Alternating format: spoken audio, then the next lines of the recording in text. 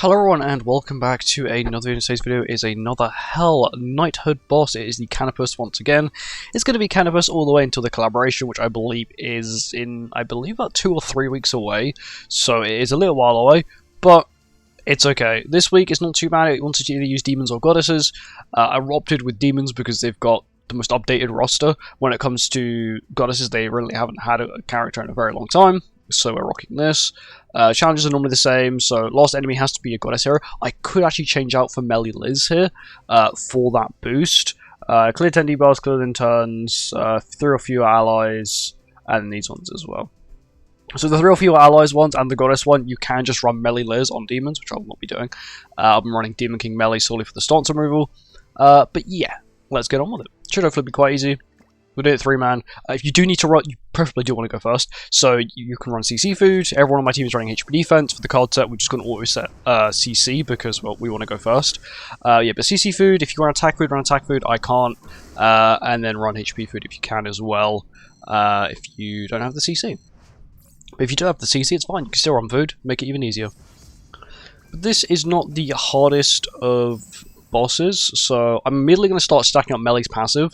Because I do want his buff. We'll also debuff him as well, because he can actually be debuffed. Corrosion is one of the debuffs he can be afflicted by, so we will be hitting him with that. We'll start stacking up Meli's passive, which we want. There we go, good damage. We've also already given him a stat lower. I don't actually know how we do that. Maybe it's the debuffs. He's got 100% defense boost, which isn't the best, but it's okay. We did actually get Demon King's passive here, which is pretty nice. He's not about to damage the shield. QSAC gives us an insane amount of damage reduction, plus with Demon King's shield as well, it is quite handy. There you go, it loses actually quite a decent chunk of health. What we're going to do is we're not actually going to play the melee skill, we're going to save it so we can remove the stance next turn. That's if this doesn't kill now. Which it might. So now we've got the shield again. QSAC does okay damage. There you go, it's got the 4 or more buffs one. There we go. I think because we're applying this melee debuff, so it counts every time. And he's just getting a ton of defense. He's got 85,000 defense, which is crazy, but it's not going to kill us. Should be fine. So what I can do, that is another melee stack. I can do this as well. I think this kills, so I'm actually just going to merge Demon King, because I'm pretty sure this is going to kill. Melee's going to remove stance here. He's going to give it a defense buff. That's fine. Demon King should kill. He does have buff. Oh yeah, definitely. Pierce rate is very good. You just hit 500k damage with a single skill, so we also hit that then as well, which is nice. There you go. And now it's on to this phase where we can stall for a little bit longer. Once again, he can also be debuffed with corrosion, which is what we're going to do. We'll put up another shield. We'll remove ult gauge. Which I think I'm going to actually do this. We're going to get QSAC's ult, and then next time we will kill. We'll either Demon King's ult or QSAC's ultimate here. Good damage. He does actually get an attack boost this time, and he gets a defense lower, as you can see here. So it's a 30% defense lower, but he does get an attack boost. He can damage the shield now, but he's still not going to be able to break it. The shield itself is actually still quite bulky. And he's given himself corrosion, so that will take out 30% of his remaining HP, which is handy.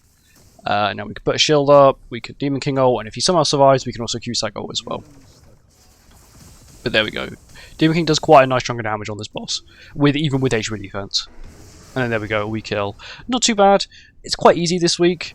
Basically guaranteed quite high points, because I'm pretty sure Meli's passive keeps giving you buffs. There you go, 12,000 points. You can run Meli Liz if you want to do this one. It just means you have to watch out for the counter. I don't think the counter is too strong anyway.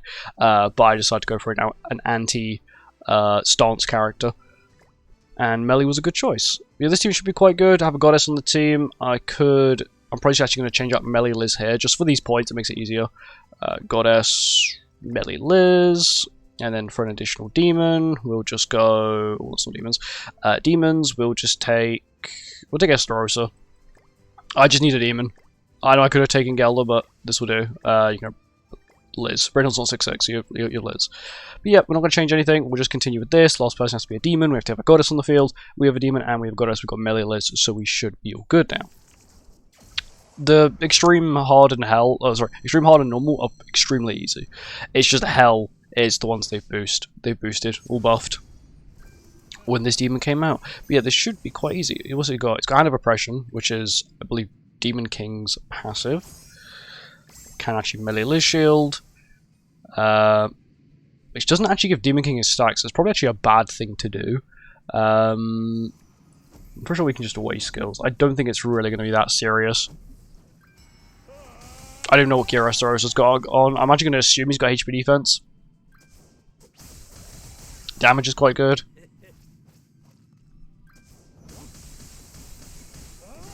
We land the kill.